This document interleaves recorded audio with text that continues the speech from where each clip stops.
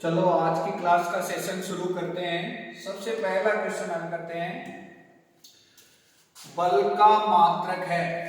तो देखो, बल का जो मात्रक होता है वो न्यूटन होता है। न्यूटन एक वैज्ञानिक है उसके नाम का। और दूसरा मात्रक और हो सकता है, इसका एमए से भी याद कर सकते हैं। एमए का द्रव्यमान को केजी में और त्वरण को मीटर बटा सेकंड स्क्वायर।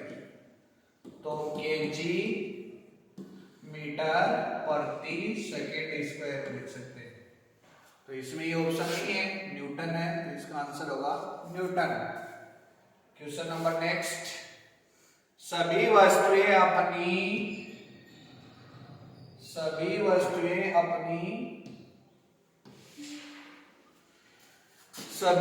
अपनी अवस्था में परिवर्तन का विरोध करती है। वो गुण क्या कहलाता है? तो ये डेफिनेशन ही है, जड़त्व कहलाता है वो। इनर्शिया बोलते हैं इसको। जड़त्व ऐसा गुण होता है जो वस्तु की अवस्था में स्थिति में परिवर्तन का विरोध करता है। तो इसका राइट आंसर है जड़त्व। बल भी नहीं है, द्रव्यमान भी नहीं है, संवेग भी नहीं है। जड़त्व को आई से लिखते हैं हम। Question number next, question number 3 जो है वो बड़ा शानदार प्रश्न है, सूत्र पे आधारित प्रश्न है।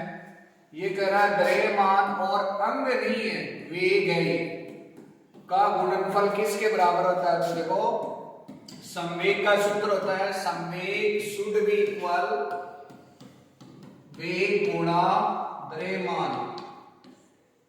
तो P से लिखते हैं इसको, m इंटू वी इसका सूत्र होता है, द्रव्यमान गुणा वेग। तो ये संवेग का फॉर्मूला है। द्रव्यमान और वेग का गुणनफल संवेग कहलाता है। नेक्स्ट क्वेश्चन, न्यूटन के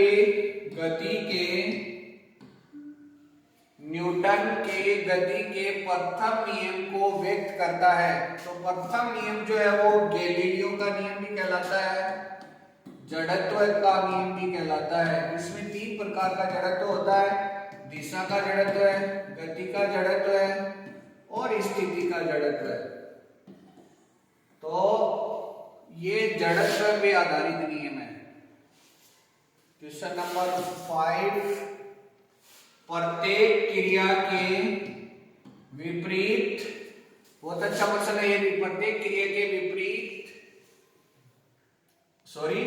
क्रिया के समान और विपरीत प्रतिक्रिया लगती है। गति का कौन सा नियम है? तो ये तृतीय नियम कहते हैं, क्रिया प्रतिक्रिया का नियम। इसको क्रिया प्रतिक्रिया का नियम भी कहते हैं। जैसे रॉकेट का दागना, यास तीसरा नियम है, थर्ड नियम, क्रिया प्रतिक्रिया का नियम। नेक्स्ट क्वेश्चन, संवेग में परिवर्तन की दर। ये देखो, गति का दूसरा नियम है ये। गति का दूसरा नियम क्या कहता है? गति का दूसरा नियम ये कहता है कि बल जो होता है वो संवेग में परिवर्तन की दर के बराबर होता है। यानी एक्सटर्नल फोर्स जो होता है, बाह्य बल बराबर संवेग बटा समय, और समय का जब भाग लगाते हैं तो उसको बोलते हैं दर। तो ये किसके बराबर है? आरोपित बल के। राइट आंसर है आरोपित बल, या F बाह्य बल भी बोल सकते हो आप, बाहर से लगाया गया बल। अच्छा क्वेश्चन है। नेक्स्ट क्वेश्चन, दूसरा जो प्रश्न है इसमें दर नहीं दी गई। अब की बात देखो, संवेग में परिवर्तन क्या होता है, किसके बराबर होता है? तो ये एक प्रमेय है, आवेग में परिवर्तन बराबर संवेग में परिवर्तन, यानी delta P should be equal delta I। यहां आपकी बात दर नहीं, क्वेश्चन गलत होने का चांस होता है इसमें। ये खाली परिवर्तन पूछ रहा है, तो ये किसके बराबर होगा? आवेग के बराबर होगा। राइट आंसर क्या है? आवेग। नेक्स्ट क्वेश्चन, ये क्वेश्चन भी अच्छा है, यूनिट पे आधारित है, इकाई पे। संवेग का एसआई मात्रक है, एस नहीं एसआई मात्रक। तो संवेग का सूत्र होता है P बराबर mv। m होता है द्रव्यमान, तो द्रव्यमान को किलोग्राम में मापते हैं, वेग को मीटर बटा सेकंड में मापते हैं, विस्थापन बटा समय होता है। तो इसका मात्रक हो जाएगा kg मीटर बटा सेकंड। दूसरा जो ऑप्शन है वो भी सेम ये लिखा हुआ है, तो ध्यान रखिए। नेक्स्ट पर्सन क्या कह रहा है, बल, द्रव्यमान तथा त्वरण में क्या संबंध है? तो देखो त्वरण को ए से लिखते हैं, बल द्रव्यमान तो ए बराबर एम ए होता है। ये गति का दूसरा नियम है, गति का दूसरा नियम यही कहता है, गति का दूसरा नियम यही कहता है, गति का दूसरा नियम यही कहता है कि बल बराबर द्रव्यमान गुणा त्वरण। ये सब गलत है, तो इसका राइट आंसर है बराबर एम ए। अगला क्वेश्चन जो अपन हल करेंगे, बल की मापन की जा सकती है। बल का मापन किससे करते हैं? न्यूटन की गति के दूसरे नियम से, और उसका सूत्र क्या होता है? बल बराबर द्रव्यमान गुणा त्वरण। द्रव्यमान को हम m से लिखते हैं, त्वरण को a से लिखते हैं, बल को f से लिखते हैं, तो है बराबर m ए। तो गति का दूसरा नियम है, शानदार प्रश्न है। नेक्स्ट क्वेश्चन, न्यूटन किसका मात्रक है? फिर प्रश्न आ गया, ये सिंपल है, बल का मात्रक है। ये भी ऑप्शन है इसमें, ये भी है, तो बल का होता है मात्रक न्यूटन। न्यूटन वैज्ञानिक का नाम है जिसको m से लिखते हैं। नेक्स्ट क्वेश्चन, जड़त्व का नियम प्राप्त होता है। ये क्वेश्चन भी अच्छा है। जड़त्व का जो नियम है वो गति के प्रथम नियम से प्राप्त होता है। गति के 3 नियम है, पहला, दूसरा और तीसरा, तो गति का पहला नियम है, राइट आंसर है गति का पहला नियम। अगला क्वेश्चन, रॉकेट किसके सिद्धांत में काम करता है? तो रॉकेट जो है वो क्रिया प्रतिक्रिया के सिद्धांत पे काम करता है, गति के तीसरे नियम पर। और तीसरे नियम को हम क्रिया प्रतिक्रिया का नियम भी कहते हैं, जो संवेग संरक्षण पर आधारित है।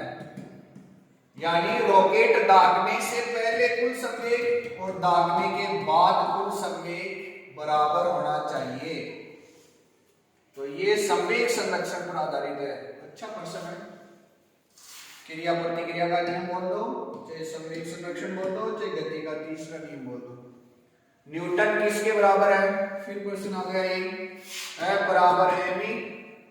तो ये न्यूटन, ये केजी, ये मीटर बटा सेकेंड स्क्वायर। इसमें करेक्शन है, सेकेंड स्क्वायर करो इसको, ये तो होगा ही नहीं, सेंटीमीटर ये भी नहीं होगा। केजी मीटर बटा सेकेंड स्क्वायर कर लो इसको, केजी मीटर बटा सेकेंड स्क्वायर। नेक्स्ट प्रश्न देखो, अगले प्रश्न पे बढ़ते हैं। न्यूटन किसके बराबर होता है?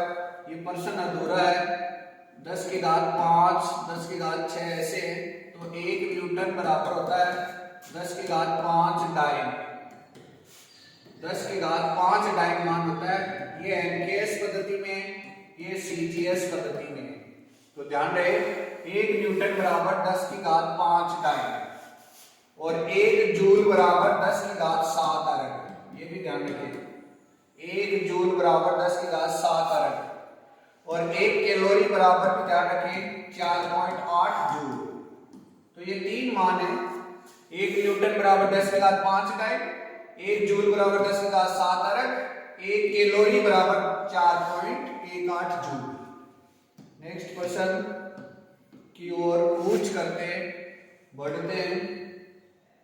किसी वस्तु का जड़त्व किस पे निर्भर करता है? तो जड़त्व जो होता है वो डायरेक्टली प्रोपोर्शनल टू द्रव्यमान होता है, द्रव्यमान पे निर्भर करता है। जिस वस्तु का द्रव्यमान ज्यादा होगा उसका जड़त्व भी ज्यादा होगा, जिस वस्तु का द्रव्यमान कम होगा उसका जड़त्व भी कम होगा। जैसे ट्रेन का जड़त्व है बस की तुलना में ज्यादा है, तो वस्तु के द्रव्यमान पर निर्भर करता है। राइट आंसर ये इसका। नेक्स्ट क्वेश्चन, न्यूटन का कौन सा नियम गति का वास्तविक नियम है?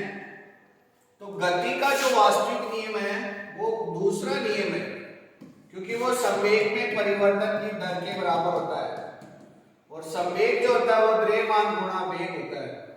तो गति का दूसरा नियम है, राइट आंसर गति का दूसरा नियम। नेक्स्ट प्रश्न,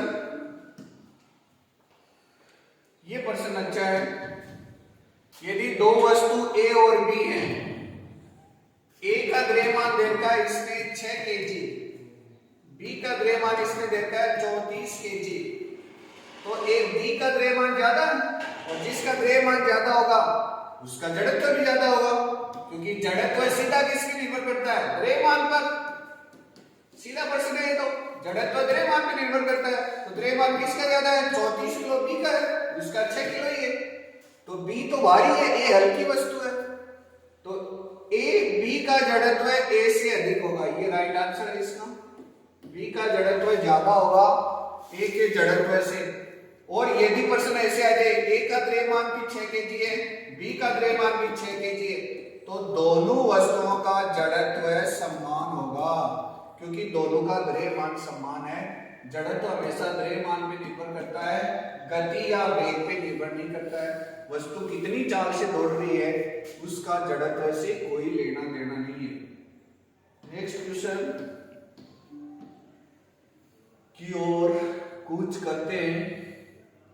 नेक्स्ट प्रश्न क्या कहना चाह रहा है? 2 kg द्रव्यमान की वस्तु 5 मीटर पर सेकंड के वेग से दौड़ रही है, तो बल की कितनी आवश्यकता होगी? से त्वरित हो रही है, तो यहां देखो फोर्स बराबर लिखते हैं m इंटू ए। m का मान दिया है 2 kg और गुणा त्वरण का मान दिया है 5 मीटर पर सेकंड स्क्वायर, क्योंकि मीटर बटा सेकंड की दर से त्वरित है, एक्सीलरेटेड है, तो त्वरण हो गया ये। तो सोल्व करेंगे 10 न्यूटन इसका आंसर आएगा। Right answer 10 Newton. ये तो अच्छा प्रश्न है, सूत्र पे आधारित है। और अगला जो प्रश्न है वो ये है कि निम्न में से किसका जड़त्व अधिक होगा? तो मैंने अभी बताया इनर्शिया जो होता है डायरेक्टली प्रोपोर्शनल टू मास, जिसका मास ज्यादा है उसका जड़त्व भी ज्यादा है। तो रेलगाड़ी तो सबसे भारी है, साइकिल हल्की है, कार हल्की है, बस हल्की है, रेलगाड़ी का जड़त्व सबसे ज्यादा होगा।